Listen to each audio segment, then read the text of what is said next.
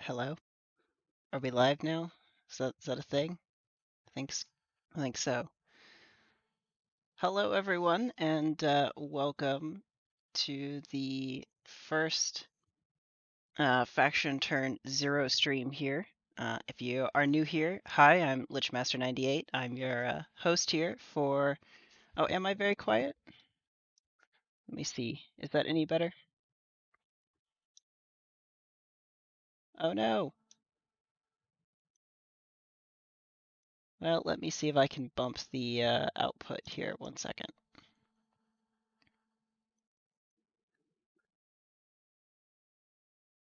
Is this better? Testing 1, 2, 3. Hmm. Okay. I appear to be just under peaking on the audio monitor, so I think I've gotten it a little bit louder now. All right. So with that said, I am Lichmaster98 here, the game master, and we'll see what we have new for this stream. We have a banner here this time, and I'm trying out. I found Adobe's character animator apparently can do fun little face animations from my very poor webcam quality. So you get an interesting little face today in the corner. We'll see how that works, and if you all like that or not. So that said, I'm going to give a brief introduction here for Turn Zero. If you're new here and don't know any of what this spreadsheet is, anything about what this map is, or what the faction turn is in general, I'm going to spend a few minutes here introducing that. So um, let me start off here by saying this is a community variant of the faction turn from Stars Without Numbers faction turn game. It is designed as a GM tool to create a fun background narrative, and we've adapted that game here to play it out in a community variant. If you'd like to join the game, get involved with one of the factions that's present here, you can join our Discord server. I believe !Discord in the chat will give you the link to join, or you're welcome to find it down in the comments on the YouTube VOD. So it's a fun, interesting game. The rules are available free for Stars Without Numbers free edition on DriveThruRPG if you want to read the system. And then we have some of our own community rules and modifications that we've made. This spreadsheet has up to date with all of our changes. We've changed how some of the assets work. We've modified some of their attack and damage values considerably. So you can check it all out there. Let me run through a quick introduction to the 9 factions that are present in our world here of Beacon Space. So we've got Children of the Vein, which is a bioengineering cult, I believe. Actually, sorry, it may not be bioengineering, just genetic engineering cult. Let me find my truths here.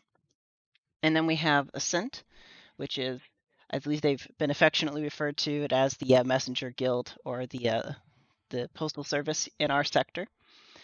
We have Larkspore Combine, which is a magic-focused faction who uses magic dangerously, irresponsibly, and they're also sort of a large mafia-style faction. We have the Assembled Commonwealth, which is sort of our imperialistic merchants of the sector. We have the Agamala Syndicate, which they are some hunters of spaceborne fauna. They have some potential criminal underbellies. We'll see how much that shows through in their public persona. And they're very interested in lore automation through robots. Afterwards, we've got the Concord or Mutual Disdain. This is a faction based around competing species on the same planet living in some form of unity, even though they are normally at odds. We have the Emelhart Institute up after that, who are interested in manufacturing and piloting mechs, mechanoids. They're also great pilots, and they're ruled by a benevolent AI overlord. We have Tahora Fai. If I'm pronouncing that faction name incorrect, will somebody please let me know? I know there's a pronunciation guide, and I think I finally nailed it after a week of practice. These are some space whalers and pirates, and they are interested a lot in tattoos and sort of having a neural network AI that they're a part of. And then our last faction here, but definitely not least, is the Starlit Court. which is a collection of a knightly order of mech pilots who are nomadic, in fact, and that's how they make their living. So with that sort of introduction out of the way, let me give you the rundown of what the stream today is going to be. We're going to start by placing all of these assets. So these factions have been created. They have their force, cunning, and wealth modifier stats already assigned. We know where their homeworlds are. We took care of all of that last stream. So today's stream is all about getting these assets on the board, which are the actual objects that the factions have to play the game with. So we're going to just run down the factions in the same order that they are on this sheet. I know it's not an alphabetical order. They were originally in alphabetical order after factions were renamed. That's no longer true. But we're just going to use this order for convenience rather than sorting the sheet and potentially breaking everything. So we're going to start with placing Children of the Vein. As a 6/5/3, they are 6 Force, 3 Cunning, and 5 Wealth. Their homeworld is in the Thusis on Heliocytus, in the 0807 sector. So if I switch over to our map, which is wonderfully provided by a member of our community, Numbers, who's programmed this thing together for us, we can find that Children of the Veins homeworld is right here in 0807, and we can find all kinds of fun information from this map display. All of the information on this map, if you're new here and don't know how this works, is coming from this spreadsheet. We have some integrations with the Google API that are pulling that information together.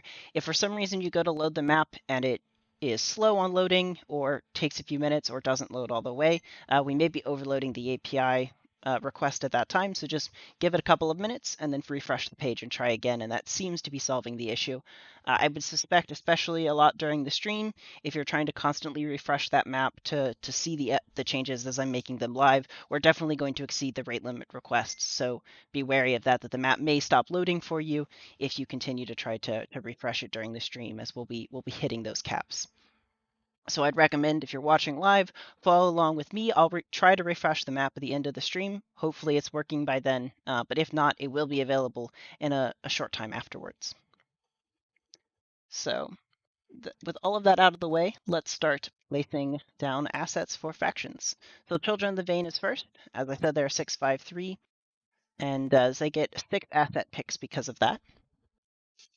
So their first asset, which was fully picked and placed by them, is going to be, I'm just going to go ahead and copy this down 6 times so that I know when I have placed all of their assets.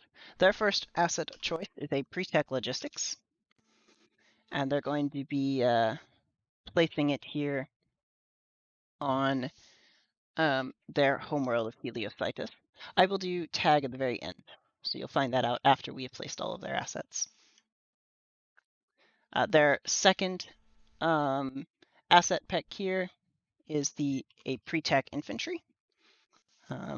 Making sense, considering the fact that they are a force-focused faction, and they're also placing this on their homeworld of Heliocytus. Their third asset pick, their final force pick here, is a pre-tech infantry as well. And they're actually placing this on Telus, which is the planet at the center of our map. Their fourth asset pick is a shipping combine, and they are placing this on the planet of Moth, which I believe, if we go back over to this map, that Moth is the homeworld of the Larkspur Combine. So there's been some interesting shenanigans occurring there with figuring out how that all is allowed. And then the final asset that Children is a bank here that they have picked. And the way we did asset placement for this is I, as the GM, get a little bit of control over it. So this is everything so far the Children of the Vein got to decide and sent to me and verified. And the location of this asset, however, I have chosen. So that way I will disclaim any of the things I chose so that it's very clear whether or not it was me making a decision to place assets on other factions' homeworlds. It wasn't the players of that faction. So this placement was a decision by myself. And so this bank is going on 0810 in the Lidro system on the planet of Malacca. And then Children of the Vein left a full asset pick and placement to myself. So I have chosen to give them a medical center here, and it is starting off on the planet of Telus as well, in their center planet. Now, as this pointed out, we also don't know this faction's tag yet, so I can announce at this point in time that Children of the Vein are finding themselves awfully fanatical today. So that takes care of placing Children of the Vein. We've given them a faction tag, and we've placed their 6 assets onto the map. I'm going to record this action in the faction turns tracker in the 0 turn placement. Oh, this is going to do this. Okay, in the 0 turn placement cell. So we can always be able to refer back to this so we can see what happened on turn 0. And I'm seeing a few questions about how did they get the pre-tech infantry, because this asset is a TL5 asset. In the force tier. Let me point that out. So they've chosen pre-tech infantry, which is force 6, which they have access to. Their homeworld planet is only TL4. That's correct for everyone who's concerned about it. However, I told them in advance if they had a pre-tech logistics, which is an asset that allows you to purchase force assets up to tech level 5, that they would be allowed to start off with those assets. So because they have a pre-tech logistics, they are allowed to start off with the pre-tech infantry. Again, because I'm not considering asset placement for the purchase requirement of the PTI. You were allowed to start it wherever because these were assumed you had it beforehand and would have been able to move it beforehand. So that's all a possibility for that tier.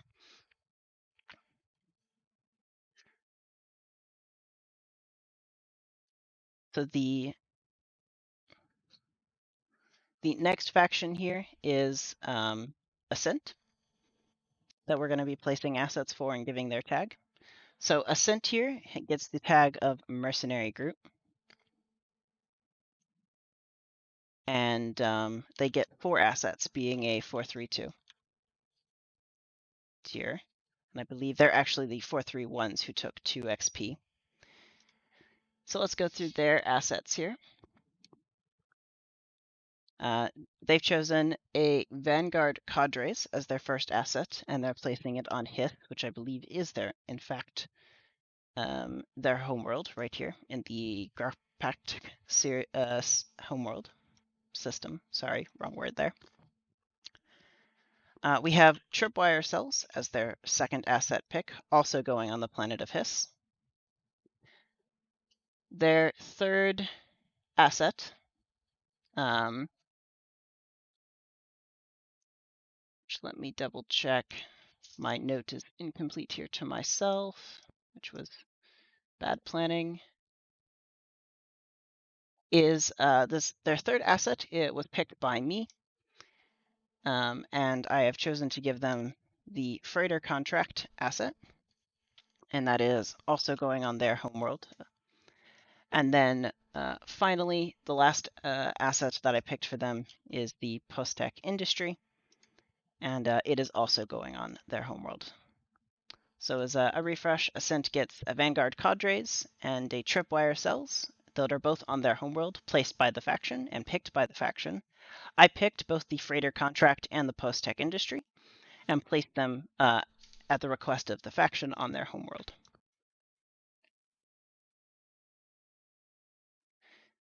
So our next faction we're going to be placing assets for is Larkspur Combine. Also being in the 432 tier, they get 4 assets. And their tag choice here that they will be getting is secretive. So the secretive tag allows you to start all of your assets with the stealth condition.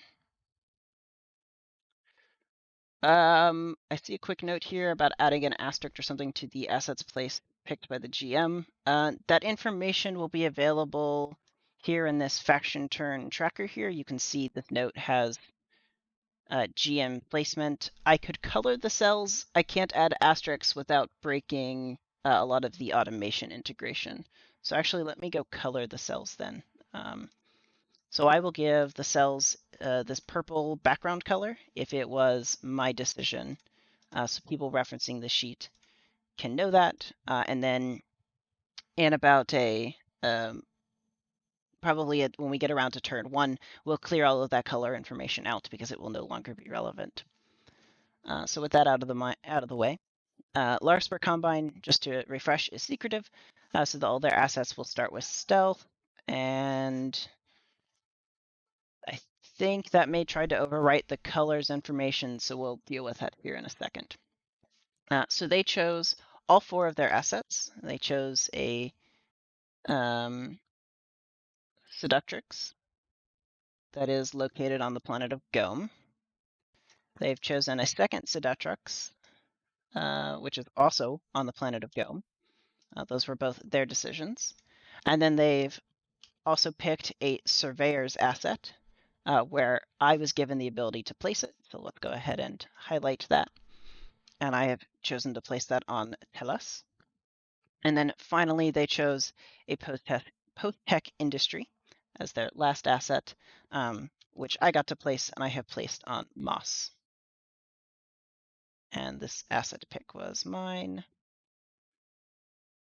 I believe, no, sorry, this asset pick was not mine. I was thinking they were a 653. That was all of theirs. So that has their action taken care of. Let me go ahead and make sure I've updated this faction turns tracker page with all of the information. We're going to be tracking all of the information on this sheet for all of the half turns, which is the terminology I explain here in just a moment, along with all of the actual turn actions that factions take. So to explain that terminology of half turns to somebody who may not be around here, in between this stream and the next, you'll be able to trade fact creds or assets just like you would between any other turn. So if any of those actions occur, it will be recorded here on the spreadsheet, so that information isn't just only in the updates channel on the Discord. It'll actually be available here for easy reference. Also, yes, thank you. The Larspur Combine assets should all get marked as secretive, which I thought was going to do that. So placed by GM. Will that stay? Yes, okay. I will add notes this way, not as easy to refer to, but hopefully that will take care of the highlighting without me having to go break the automatic highlighting tools. So with that out of the way, we'll move on to the assembled Commonwealth. These are getting the imperialist tag, as they are one of their faction truths, in fact, calls them as such. So the assembled Commonwealth, being in the 653 tier, gets 6 assets, and they are 6 wealth, 5 force, and 3 cunning. So let's go through their assets real quick. They've chosen as their first asset a covert shipping that is starting on Idarest, which I believe is their homeworld as well. Yes, it is.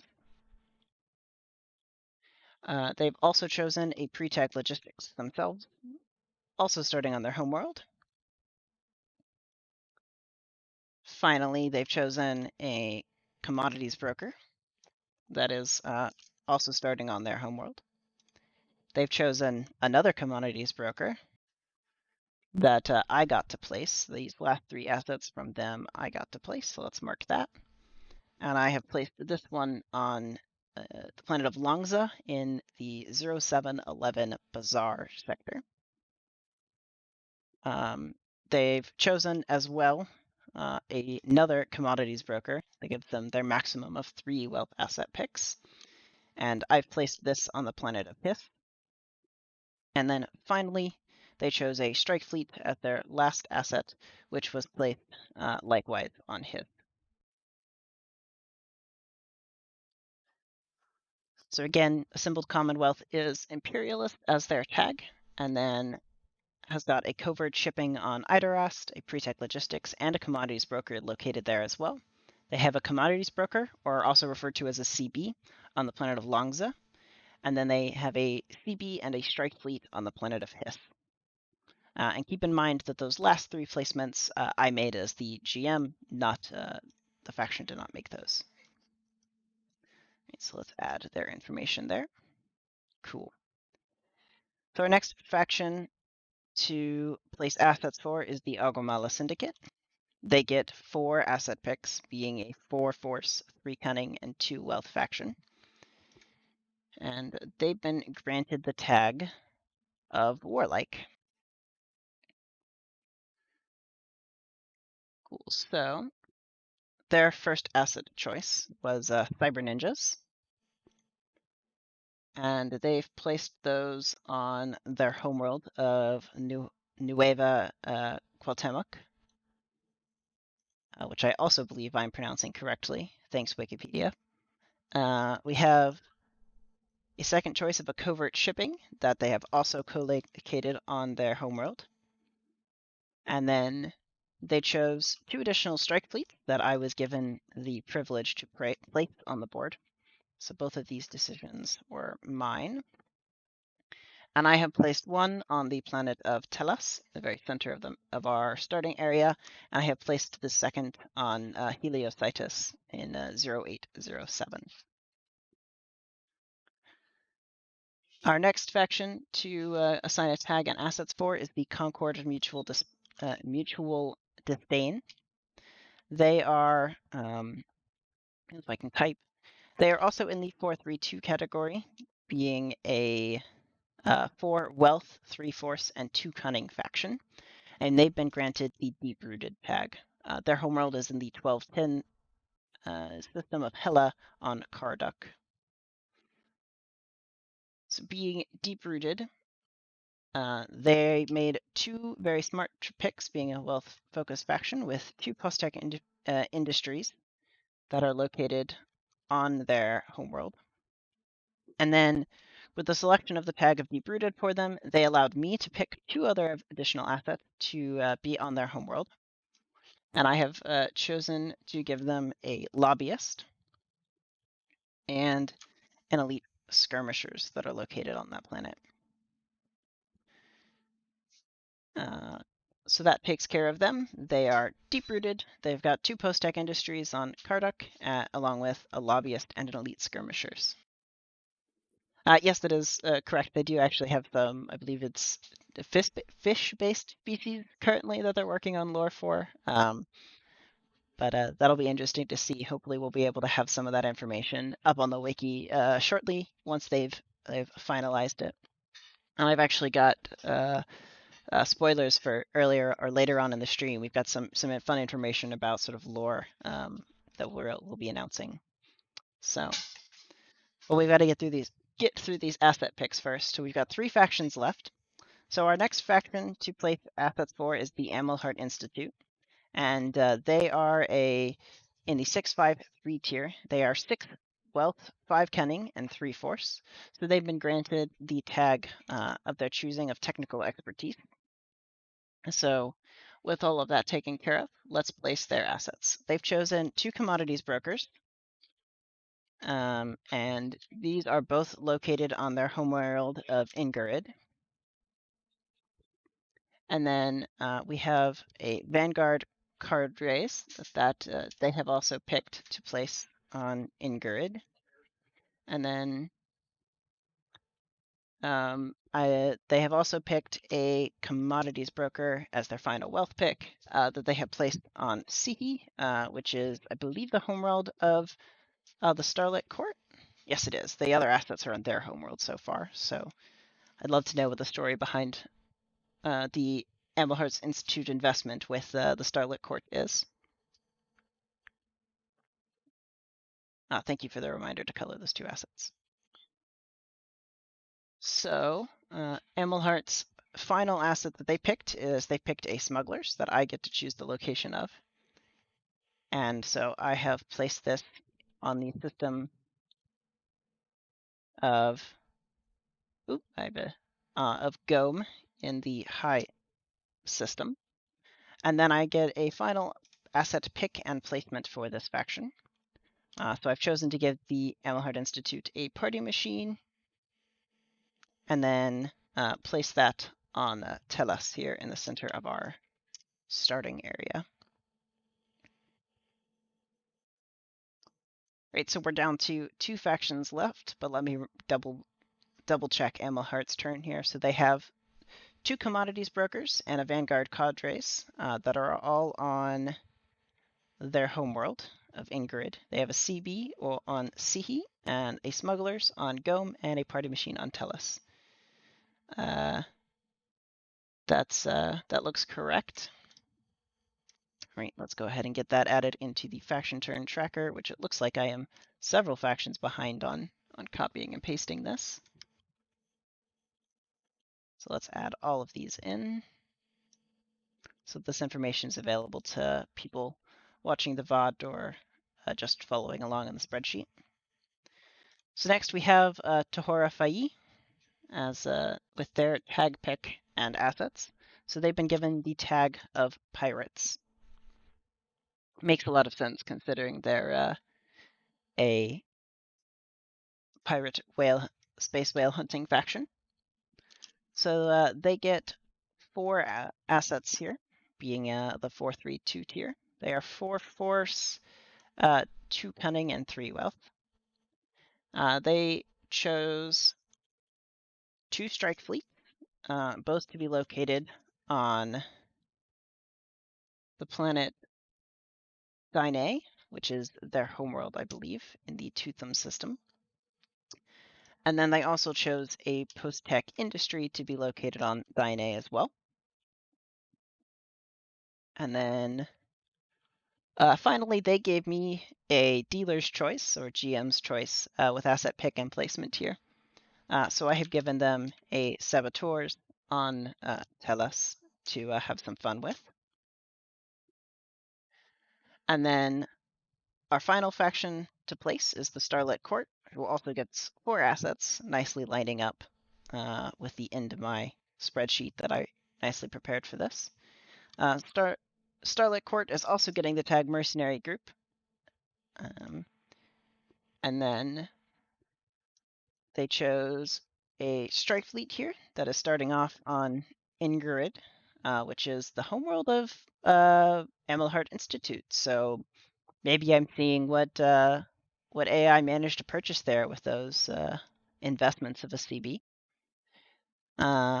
Starlit Court also has a second strike fleet located on Gome, both by their choice.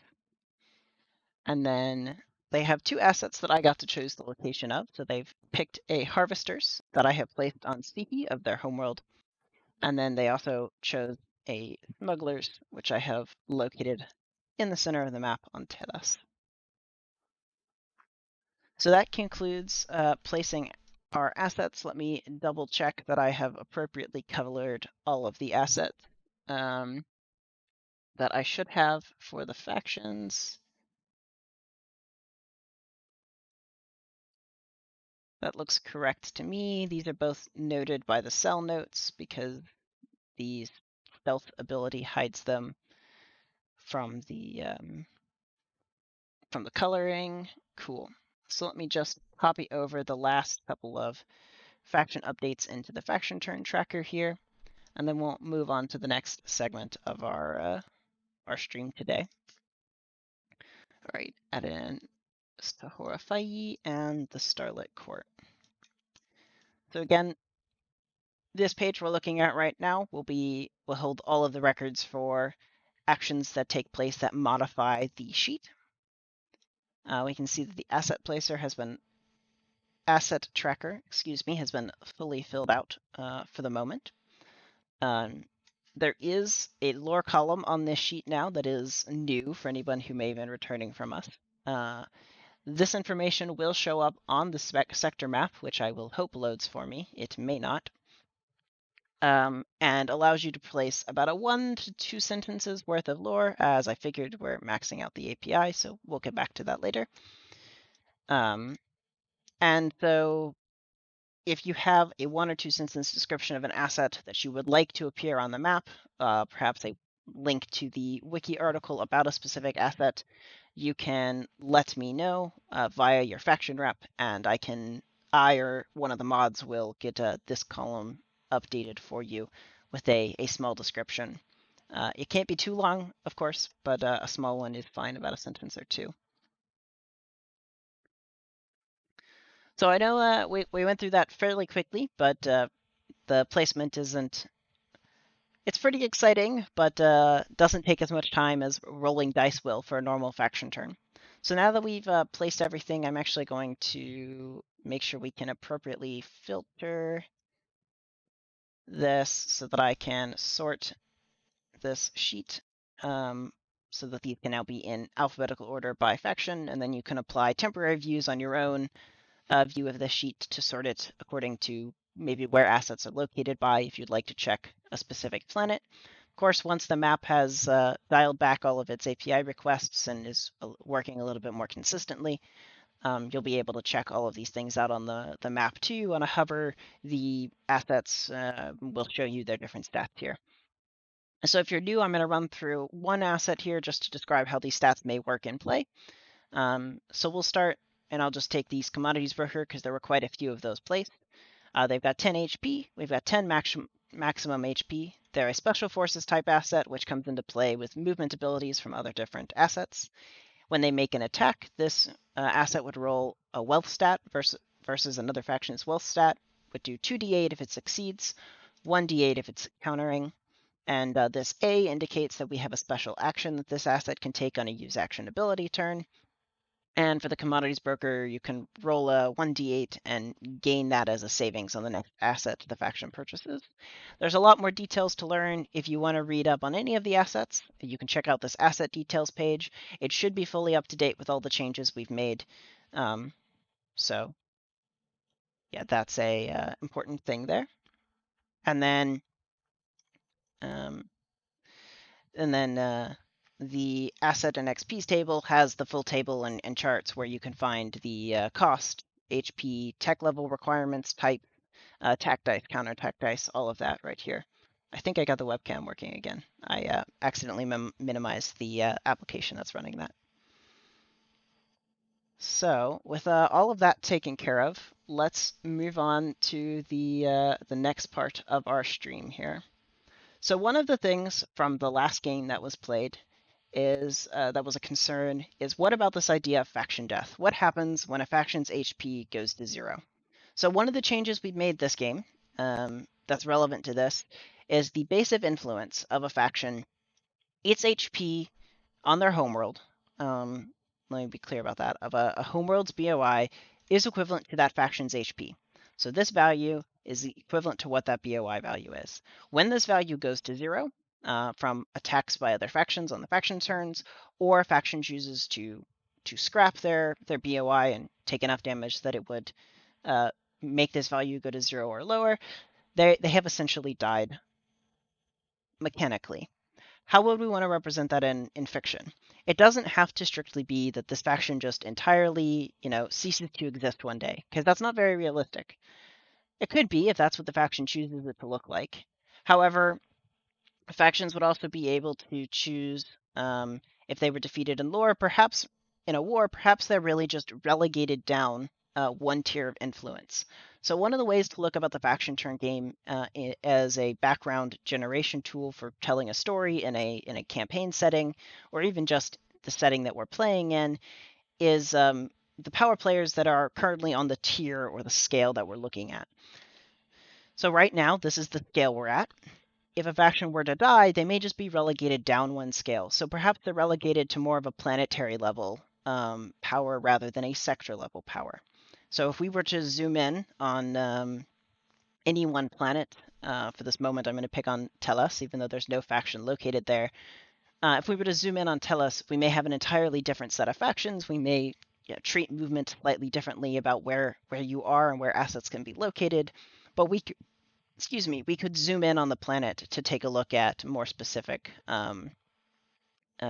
factions that are relegated to that planet rather than just the system of beacon space at large. So that's sort of how we are going to treat that. If a faction just wants to write that all of their assets sort of disappear, that's fine. They can choose to have entirely dissolved, but they can also sort of write it as still being a thing that exists. The name, is a system that exists. It is a faction. It's still an identity. It can still exist as wiki lore, but perhaps it's been taken out of the sphere of influence that the game is currently at. And if we zoomed in, it may be there. And then the opposite idea to this would be the idea of ascension. So if you, as a faction, manages to gain a domineering control over a specific thing or a couple of things that they want to make true about the setting as a whole, and they're in a position to be able to enforce that on everybody, we could talk about the idea of a faction actually managing to move up a tier of influence in our system. And if that happens, a year from now, we'll have that discussion in more detail. But those are sort of the ways we'll be treating and looking at those two extremes of the faction turn. Potentially, one of the changes we've made makes taking HP damage to your BOI perhaps less painful than it was previously, and we fixed some of the weird healing rules. I say fixed. We've modified a few of those healing rules so that there's not the weird HP that exists on this page, but not on the BOIs. So all of that should hopefully help out and ease some concerns about, well, what happens to my lore if a faction dies? That's the general idea there. Again, mechanically, the faction would disappear on the Discord. You would lose channel permissions after being given a month to sort of wrap things up, and then you're welcome to use the public alert building channels at that point to continue to work on smaller things about the faction, if that's at all.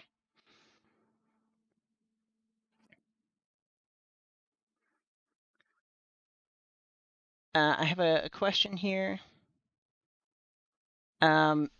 The intent would be if this faction is removed from the faction turn mechanically, you wouldn't just sort of reform in the same game. Some other faction may replace you, which is probably what will happen, just to keep the number of factions relatively consistent.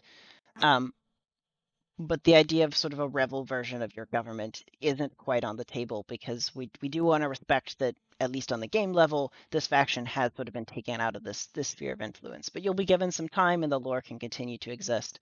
And hopefully that's a little bit more of a healthier way of continuing on and dealing with those situations than not really knowing in advance and figuring it out at the moment.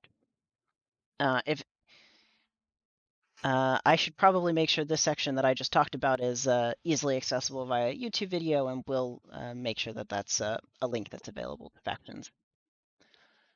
So what's next for the stream? It's only been 40 minutes.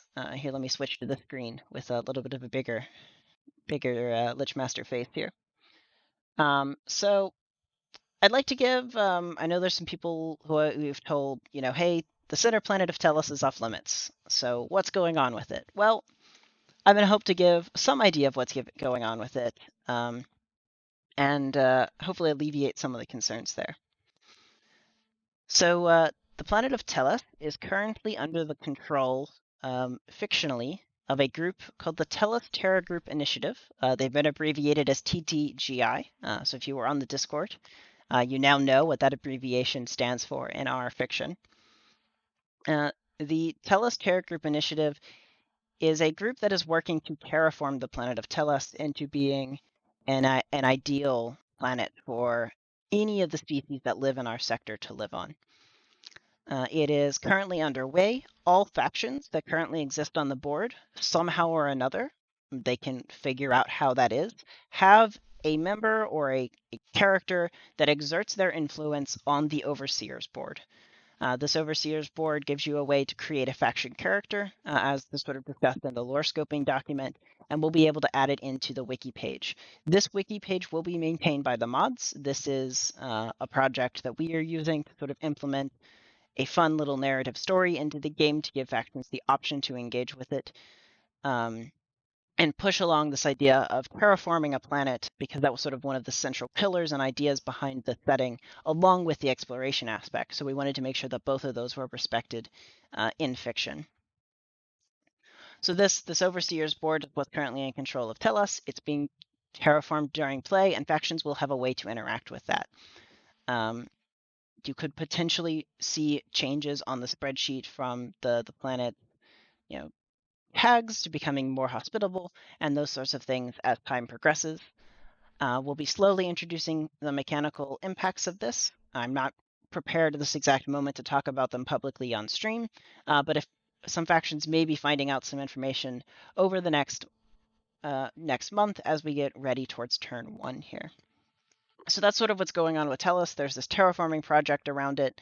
We'll be working out some better explanations for exactly what that is, what it looks like, how long it's been going on as we move forward. The mod team's already sort of got a small working document internally on that. It's not ready for public consumption yet, but we wanted to give you some idea of what TTGI is, what the planet of Telus is used for, and that way that you can have some grounding as why we didn't want people to be able to write lore about it.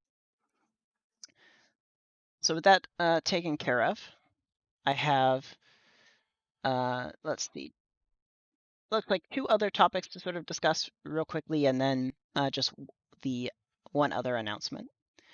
So one other thing that hasn't been taken care of on the Discord server yet, and was present last game, is a Mechanics Council.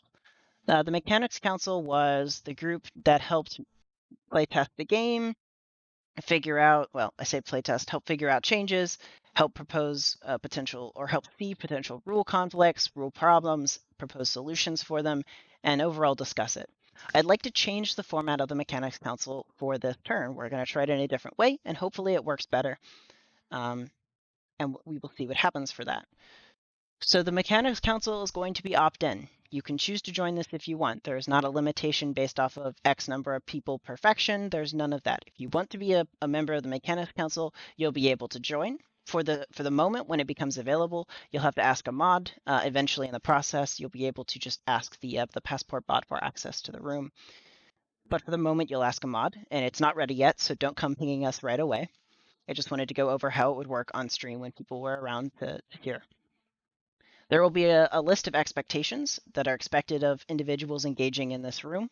You'll expect it to be remaining on topic to the topic of conversation that we're discussing for balancing concerns. You'll be expected to, while debate will be fine, you'll be expected to debate healthily about the ideas and the concerns on the mechanics level and not attack other players that are in that discussion. And to bring up new ideas, you'll have to do that either through a Google form that we'll be creating or by DMing a mod directly to add that potential item to the running list of topics. We're not going to generally allow it to be a just free flow conversation. We'd like to keep it on specific rule concerns at a time. Failure to abide by those expectations will just first result in a warning from us that, hey, you're getting off topic. Here's an example. If it happens again, you'll be timed out from the channel for a short period of time.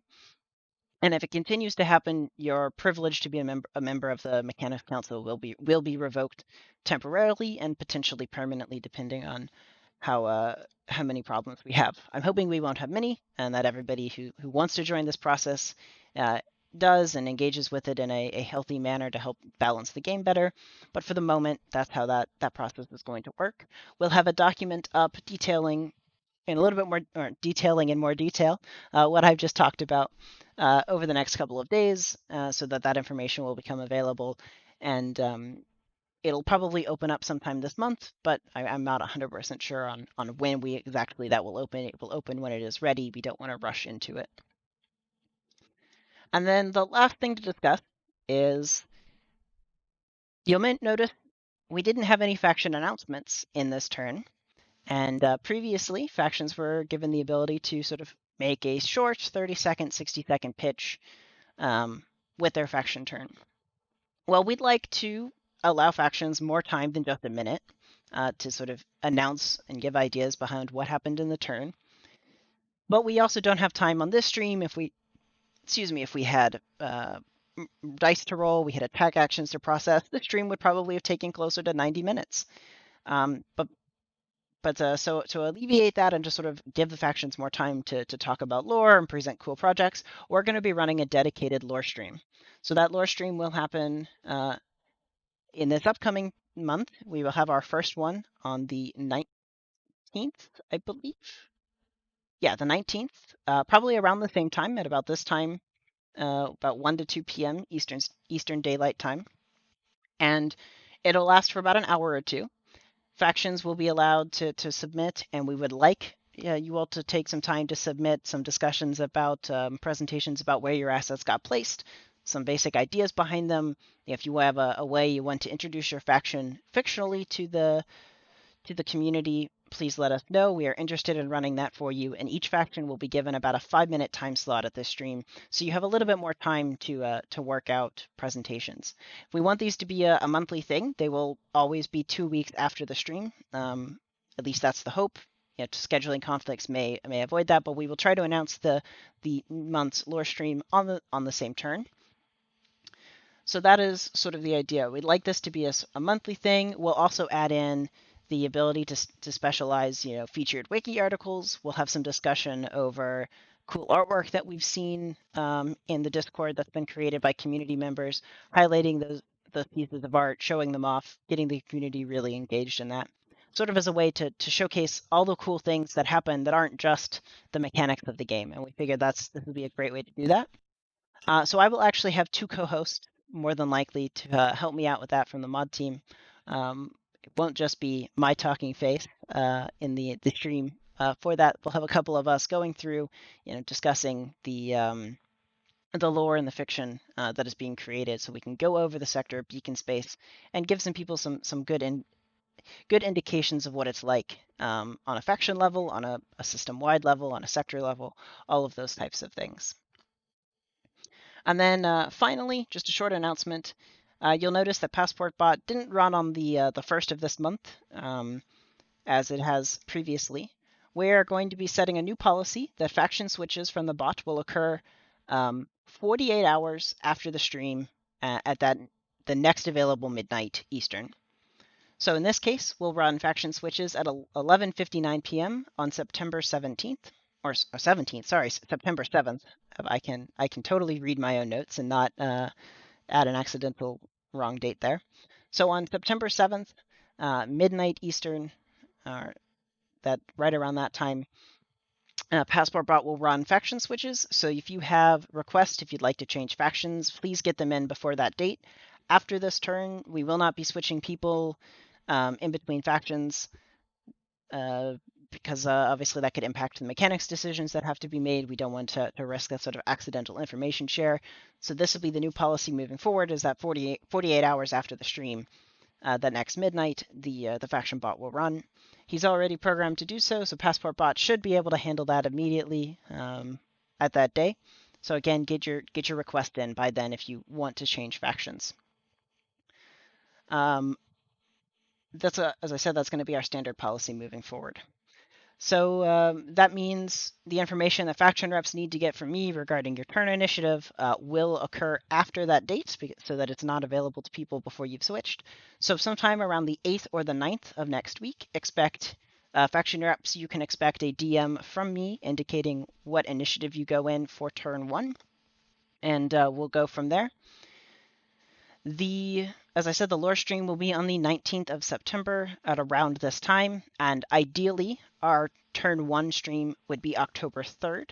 However, those dates are alternative. I'll get formal dates up in the announcements channel and in the faction reps channel for everyone to know there, along with the associated deadlines. So if the stream is on the 3rd, faction turn orders would be due on the 1st, and the trade deadline, if there are any trades to happen between, well, at this point it would only be assets because there are no fac creds on the board yet, but those would be due on the 30th of September.